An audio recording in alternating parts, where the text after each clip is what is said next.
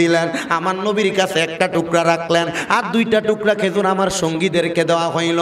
আমরা বললাম, ইয়া রাসূলুল্লাহ, নবী গো, আমরা বড় ক্ষুধার্ত, একটা খেজুর দ্বারা আমাদের সংকোচন হবে না, একটা খেজুর দ্বারা আমাদের পেটের ক্ষুধা নিবারণ হবে না। নবী বলে, তোমরা খেজুরটা বক্ষণই করো না। ওই সাহাবায়ে কেরাম একটা খেজুরকে 4 টুকরা করার পরে যখন বক্ষণ করলেন, বক্ষণ করার পরে রে বাবারা, এবার সব সাহাবায়ে কেরামকে আমার নবী বলে, হে সাহাবায়ে কেরাম, তোমরা পড়ো আলহামদুলিল্লাহ। সাহাবায়ে কেরাম আমার নবীর জবানের সাথে মিলিয়ে পড়লেন আলহামদুলিল্লাহ। হযরতে মুআয ইবনে জাবাল রাদিয়াল্লাহু তাআলা আনহু বলেন, আমি যখন আমার জবান দিয়ে আমি একটা আলহামদুলিল্লাহ বললাম, বলার পরে দেখলাম আমাদের পেটের মধ্যে যত ক্ষুধা ছিল সব ক্ষুধা একবার আলহামদুলিল্লাহ বলার কারণে নিবারণ হয়ে গেছে। এটা আর অন্য কোনো কারণ নয়, এটা অন্য কোনো কারণ নয়। আল্লাহর হাবিবের হাত মুবারকের একটা খেজুরকে 4টা টুকরা করে যদি 4 জন খাওয়ার পরে মুখ দিয়ে একবার আলহামদুলিল্লাহ বলার কারণে আমার আল্লাহ পাক রব্বুল আলামিন তাদের পেটের ক্ষুধা পর্যন্ত নিবারণ করে দিতে পারে। আপনারা জবান খুলে বলেন, আজকের এই চান্দিনা সদরের এই চান্দিনার আর এই চরিতগা ময়দানে অনেকে রিকশার ড্রাইভার, অনেকে কৃষি কাজ করেন, অনেকে বিভিন্ন ব্যবসা বাণিজ্য করেন, যে যে কাজ করেন না কেন আপনার কামাই রুজিতে বরকত না থাকতে পারে, কিন্তু আজকের আর এই চরিতগার ময়দানের মধ্যে বৈশা আপনি যদি মহান প্রতিপালকের প্রশংসা আলহামদুলিল্লাহর ফজিলত জানার পরে 100 টাকা কামাই করেন, 500 টাকা কামাই করেন, 1000 টাকা কামাই করেন, যেটা করেন না কেন, আপনি রিকশার ড্রাইভার হইয়া হয়তো বৈশা বৈশা আফসোস করেন, চান্দিনা বাজারে যদি আমার বড় একটা বিল্ডিং থাকতো, এমন চিন্তা মনে না আইনা আপনি যা কামাই করেন শুধু মুখ দিয়া পড়বেন আলহামদুলিল্লাহ। এই আলহামদুলিল্লাহ বলার কারণে আমার আল্লাহ আপনাকে সকল কাজের মধ্যে বরকত প্রদান করবে। ও বন্ধু, ও নবীর উম্মতের দল, এই জন্য জবান খুলে মোহাব্বতের সাথে আলহামদুলিল্লাহ বেশি বেশি পড়বেন। ও বুঝি নবীর পাগলের দলেরা, এ আলহামদুলিল্লাহ বললে শুধু একটা সওয়াব হয় না। নবীজি বলেছেন, এ আলহামদুলিল্লাহ আল্লাহর কোনো বান্দা যদি একবার তার জবান দিয়ে পড়ে, আমার আল্লাহ পাক রব্বুল আলামিন ওই বান্দাকে 10 বার ডাক দেয়, বান্দা তোমার কি লাগবে? আপনারা আস্তে সুবহানাল্লাহ বলতেছেন। আর আমার ভাইয়েরা দাঁড়িয়ে আছে, আপনারা কি তার লাগে একটু মায়া হয় না? আপনার মায়া হয় না? একটু কষ্ট করে যারা সামনে খালি জায়গা আছে আপনার একটু ভরপুর একটু সামনের দিকে আসলে তো এরা বসতে পারবে না। না, এরা দাঁড়ায় থাক, যাদের মন চাইবো বসবো। আমার মাহফিলের একটা সিস্টেম, আমি আমার কোনো শ্রোতাকে কখনো বসতে বলিনি। কেন জানেন? কারণ অনেকের পরনে টাইট প্যান্ট থাকে, এরা বসে প্রস্রাবই করতে পারে না, তো এরা মাহফিলে বইব কেমনি? এক কলরে ইশারা, এক কলরে ধাক্কা, বুঝলে দূরে বুঝবা। আল্লাহ বোঝার তৌফিক দান করুক। এত আস্তে আমিন কোন আপনারা, আরো জোরে কোন আমিন। তাহলে আলহামদুলিল্লাহ বললে লাভ আছে না নাই? আরো জবান খুলে বলেন লাভ আছে না নাই? এই জন্য বাবারা আলহামদুলিল্লাহর আমলটা বেশি বেশি করবেন, আল্লাহ শুকরিয়া বেশি বেশি করবেন। আল্লাহ পাক রব্বুল আলামিন অত্যন্ত সুন্দরভাবে বলে, হে বান্দা ওয়াশকুরু নি'মাতাল্লাহি ইন কুনতুম ইয়াহু তা'বুদুন। ও বান্দারা, তোমরা আমি আল্লাহর নেয়ামতের প্রশংসা করো। যদি প্রশংসা করো, আমি আল্লাহ তোমাদের নেয়ামতকে বাড়াইয়া দেয়। সুবহানাল্লাহ কয় না তো? আরো জোরে কর না সুবহানাল্লাহ। আমরা ওই মনিবের শুকরিয়া আদায় করতে চাই কি চাই না? জবান খুলে জোরে জোরে পড়েন, শুকরিয়া শুকরিয়া শুকরিয়া জানাই, তুমি কত বড় মহান আল্লাহ, দয়ার সীমা নাই। বলেন শুকরিয়া শুকরিয়া শুকরিয়া জানাই, তুমি কত বড় মহান আল্লাহ, দয়ার সীমা নাই। তুমি কত বড় মহান আল্লাহ। আপনার কি তা বিরিয়ানি যেটা নামছে আমনেসান গ্রান্ডা, সেই গ্রাম গরু দিয়া, তো এই বিরিয়ানি খাইতে হইলে আপনারা এমনি আওয়াজ করলে বিরিয়ানি খাওয়া যেত না। আমি দেখছি তাজুল ইসলামের বাড়িতে যে ডেকডি নামাইছে মোটামুটি, হ্যাঁ, আমি কিন্তু 1 পিস গরুর গোস্ত লইছি না, আলাদা আলাদাও দিছে, বাড়িতে করে গোস্ত, মুরগি দিছে, মাছও দিছিলেন না, শশা সব কিছু দিছে, আমি শুধু বিরিয়ানি খাইছি, অনেক মজা লাগছে। তাহলে আপনারা খাইতে হইলে একটু মজা করে আওয়াজ দেওয়া লাগতো না? একটু জবান খুলে মোহাব্বতের সাথে আল্লাহ শুকরিয়া আদায় করবেন, পারবেন না ইনশাআল্লাহ? তো একটু জোরে পড়েন, শুকরিয়া শুকরিয়া শুকরিয়া জানাই, তুমি কত বড় মহান আল্লাহ, দয়ার সীমা নাই। তুমি কত বড় মহান আল্লাহ, দয়ার সীমা নাই। আল্লাহ তুমি পাহাড় ভাঙ্গা সাগর করো, সাগর বইরা নগর করো, পাহাড় ভাঙ্গা সাগর করো, সাগর বইরা নগর করো, দনিরে গর গরিব বানাও ফকির রে বাদশাহ, বলেন ধনী রে গরিব বানাও ফকির রে বাদশাহ। শুকরিয়া শুকরিয়া শুকরিয়া জানাই, তুমি কত বড় মহান আল্লাহ, দয়ার সীমা নাই, তুমি কত বড় মহান আল্লাহ। আল্লাহ তোমার দয়ার নাই পারাপার, ও মহান আল্লাহ পরওয়ার, তোমার দয়ার নাই পারাপার, ও মহান আল্লাহ পরওয়ার, দয়া বরা তামাম জাহান যেদিকে তাকাই। শুকরিয়া শুকরিয়া শুকরিয়া জানাই, তুমি কত বড় মহান আল্লাহ, দয়ার সীমা নাই, বলেন কত বড় মহান আল্লাহ। তোমারে ডাকিলে একবার জিগাও তুমি তারে 10 বার, তোমারে ডাকিলে একবার জিগাও তুমি তারে 10 বার। কি লাগে বেতুর ওরে বান্দা দাও না রে জানাই, বলেন কি লাগে বেতুর ওরে বান্দা দাও না রে জানাই। শুকরিয়া শুকরিয়া শুকরিয়া জানাই, তুমি কত বড় মহান আল্লাহ, দয়ার সীমা নাই, তুমি কত বড় নাই।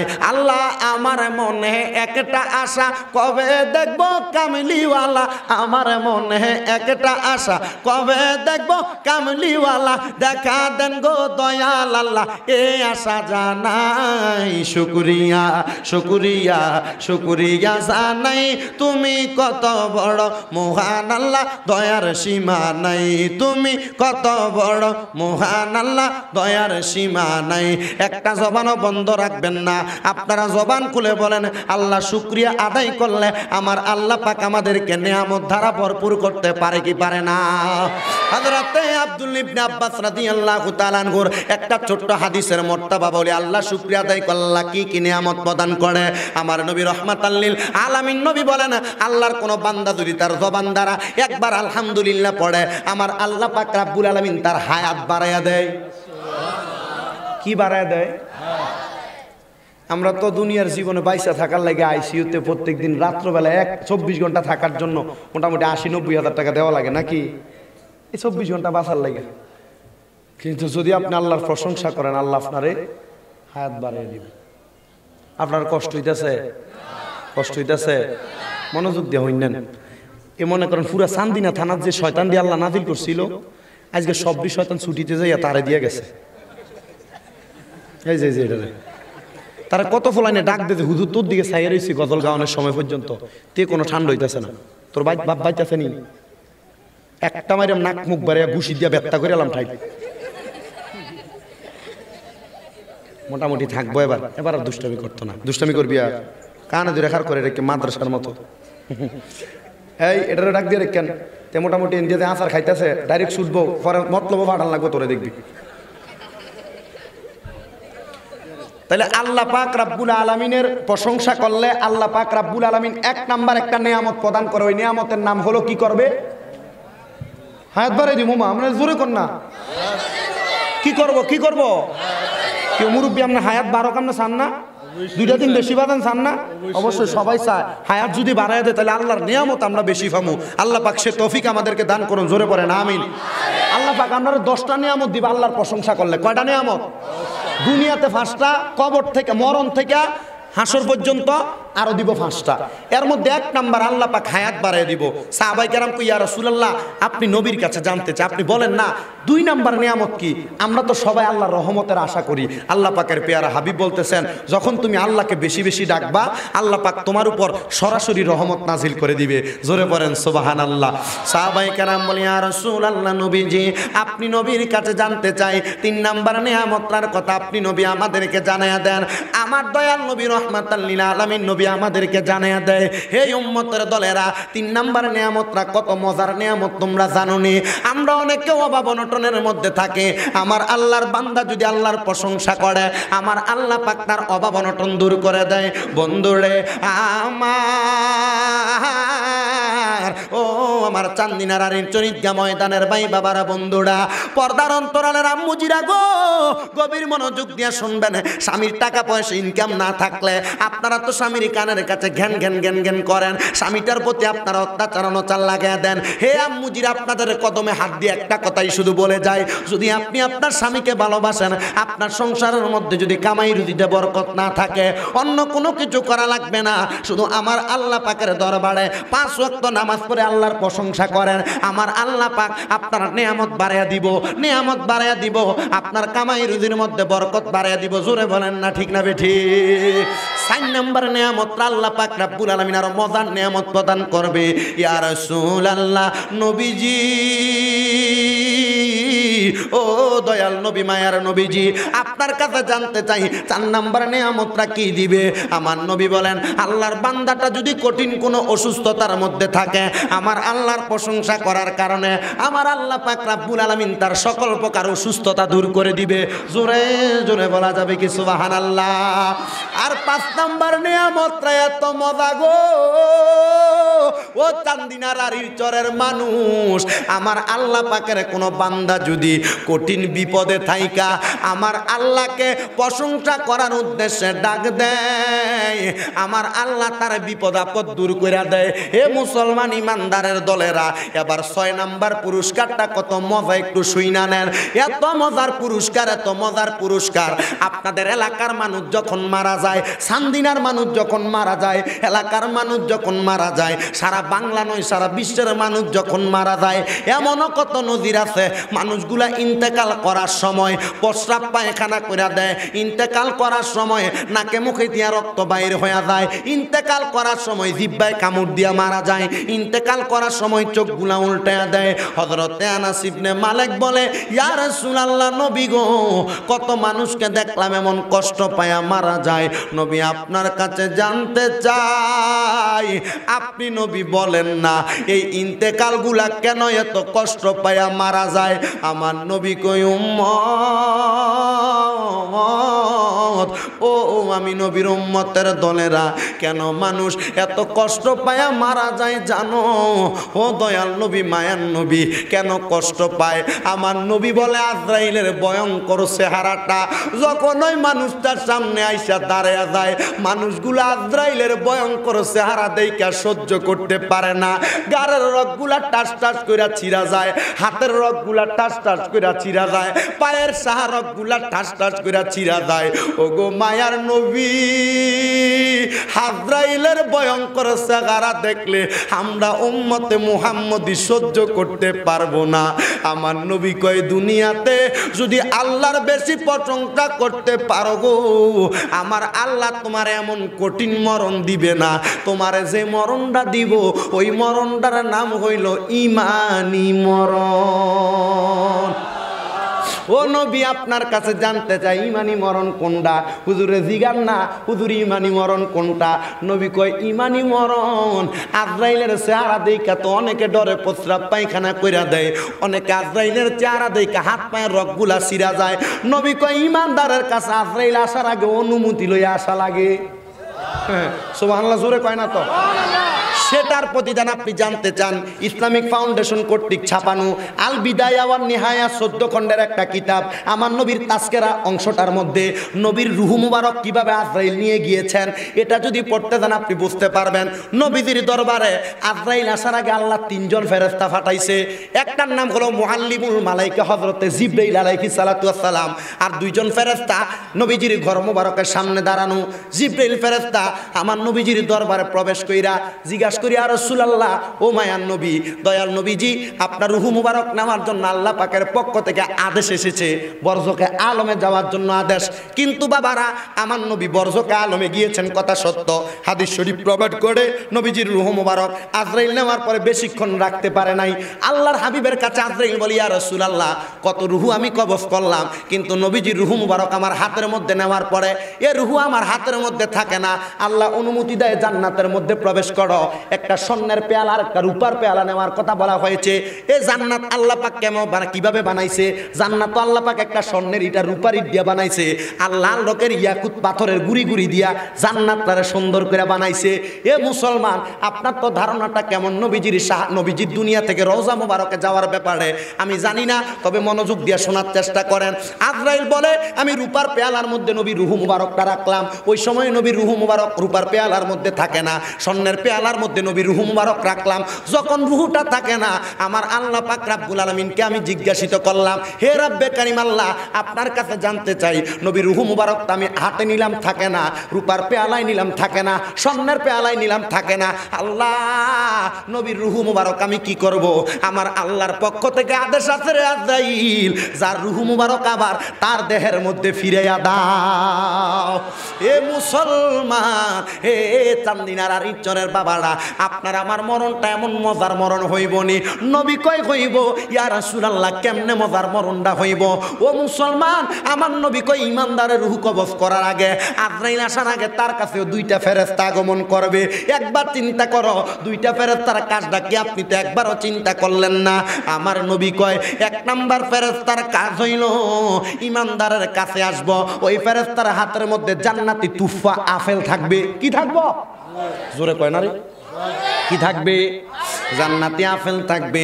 জান্নাতের প্রত্যেকটা অংশ 20 অংশের মধ্যে আমার আল্লাহ পাক রব্বুল আলামিন ঈমানের কালেমা লা ইলাহা ইল্লাল্লাহু মুহাম্মাদুর রাসূলুল্লাহ সাল্লাল্লাহু। আপনার জোরে সুমা দিতে অসুবিধা হইতেছে না? বেদাত কইব আপনারে ওয়াহাবিদের তাকিদা। আমি আপনার আগে কত বলে ফেসবুকের ভিতরে কিতা কিতা দিছে না, ভগিনীর ফুটাই আস না সামনে ক যে সুন্নিয়তের আকিদার কোনটা তোমার বিরোধিতা কোরআন হাদিসে না দেখাইতে পারলে জিব্বাটা এনে ফুস দিয়া কাটতে লইবা। সুন্নিয়ত ফসার আর কখনো করতাম না। আল্লাহর হাবিব সাল্লাল্লাহু আলাইহি সাল্লামের নাম মুবারক শুনে সুমা দিতে তার যে একটা খারাপ লাগে, কিন্তু নুজহাতুল মাজালিসের 2য় খণ্ডের ভিতরে সরাসরি লিখে দিচ্ছেন নবীর সাহাবী হযরত আনাস ইবনে মালিক রাদিয়াল্লাহু তাআলা আনহু নবীর নাম মুবারক শুনা মুখে সুমা দিয়ে চোখ মুবারকে লাগাইছে। তাফসীরে জালালাইনের মধ্যে সরাসরি না না বলে, হুজুর আমরা তো তাফসীরে জালালাইন পড়ি, এরও পড়ে না? কেউ পড়ে না?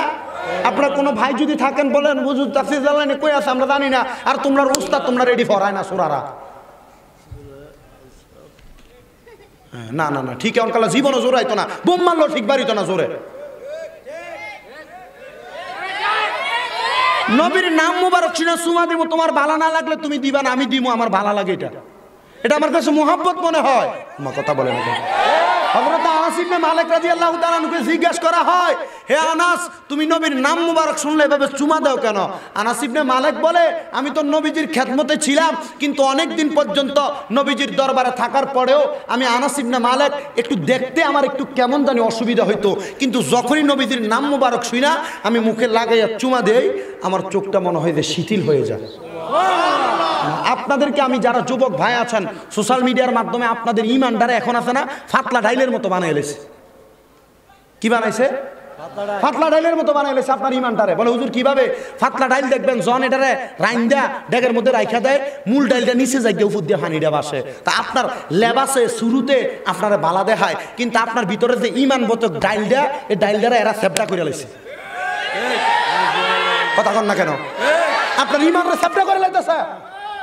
আপনারা 8 টাকা তারাবি ফরিন্না বানাইতেছে, আপনারা বুকের উপর আত্মান দুনিয়া বানাইতেছে।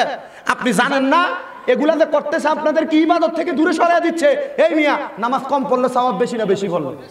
আপনি এই কথা এর কইয়েন বলে যদি নবীজি না পড়ে তাহলে তুমি বেশি পড়বা কি লেগা? নবী যা পড়ছে তুমি তা পড়বা। এক বেটা নির্বাচনে দাঁড়াইছে, কি জোরে কথা কইবেন, কোথায় দাঁড়াইছে? তো নির্বাচনে যারা দাঁড়ায় মেয়র সাহেব থাকলে একটু ভালো করে বোঝায় কোন যেত আর কি, এরা কিন্তু নতুন পাঞ্জাবি আর ফায়জামা কিনে সাদা, মানে সাদা পোশাকটা পরে বোঝায় এই পাঞ্জাবির এই ফায়জামা আর পাঞ্জাবিটি যেমন সাদা, আমার ভিতরটা এমন সাদা। আর হাসনের কিছু নাই, এমনই কথা কনে ঠিক না? ফাঁসকরণের পরে মাত্রা বদলে দেয় আর কি। তা আসেন, আসলে আবার কেউ রাজনৈতিক দলের নেতা থাকলে আপনারা আবার রাগ করেন না, আমি রাজনীতির বিরোধিতা করে কোনো কথা কনের মতো বেড়া না, এবং আমি আমাদের প্রশাসনদেরকে আমি যথেষ্ট পরিমাণ সম্মান দেখাই। কারণ এমনি এদিন গেল টাঙ্গাইল 24 তারিখে মাহফিলে যাওয়ানোর সময় মিটার মারিয়ে দিয়েছে, গাড়ি থামিন না 80, এটা মোটামুটি 91 উড়াইলেছিল। আমার ড্রাইভার একটু জোয়ান দ, কারণ গাড়ি জোরে না চললে তার শরীরটা মনে হয় একটু চলে না, 91 মেরে দিছে। পরে 2 জনের থেকে জরিমানা দেওয়ানোর পরেও মোটামুটি প্রশাসন দ হুজুর দেখলে এরা একটু বেশি সম্মান করে। আমার কথা কেন? আবার আপনি যদি হুজুর হইয়া যদি আবার উল্টাপাল্টা করেন, আপনার আবার সুমা দুইটা বাড়াইয়া দিবে। কথা বোঝেন নাই মনে হয়? তা আমার একটু হুজুর ড্রাইভার মানুষ তো বুঝছি, এটা চ্যাংরা ফোলা দেখা যা, আমনুন মোটামুটি জোয়ান, এটাও জোয়ান, এর লাগে মনে হয় স্পিডটা তুলে লাইছে। আচ্ছা আপনারা যদি মরিয়া যান, আমরা প্রশাসনের লেগে তো দোয়া করি না, কেউ থাকতো না, একটু কইয়ান একটু কমাইয়া স্পিডটা চালাইতো। এটা কইয়া সাইডে দিছে, কই আমার থেকে জরিমানা নিল না, তো জরিমানা লয় কাটতে কে, যেটা একটু বেশি বোঝে, পুলিশের লোকে ফাঁকনামি করে। প্রশাসনের লোকে আপনি কখনো যদি বাড়াবাড়ি করেন, প্রশাসন আপনাকে তার নিজের বেড়া জাল আটকাবে। প্রশাসনকে আপনি যত সম্মান দিয়ে কথা বলবেন, দেখবেন প্রশাসন আপনার ওয়েলকাম জানাবে। কই আমরা লগে তো কোনো প্রশাসনের লগে দ্বন্দ্ব হয় না, তোমরা লগে হয় কি লেগা? ওই তো না, কারণ অনের মতো রাস্তা আমরা রাখি না। কারণ বাংলাদেশের উন্নয়নের জন্য যারা কাজ করবে, বাংলাদেশের সহযোগিতা যারা করবে, আমরা তাদের পক্ষে কথা বলবো।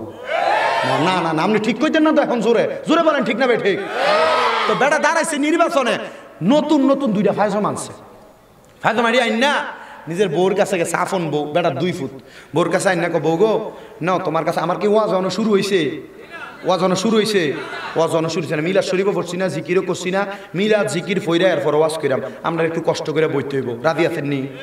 অনেকে চিন্তা করে হুজুর বেশি দেরি যদি করেন বিরিয়ানিটি ঠান্ডা হয়ে দেবো, আমরা কালকের কাম কাজ আছে, সব কোনো চিন্তা করে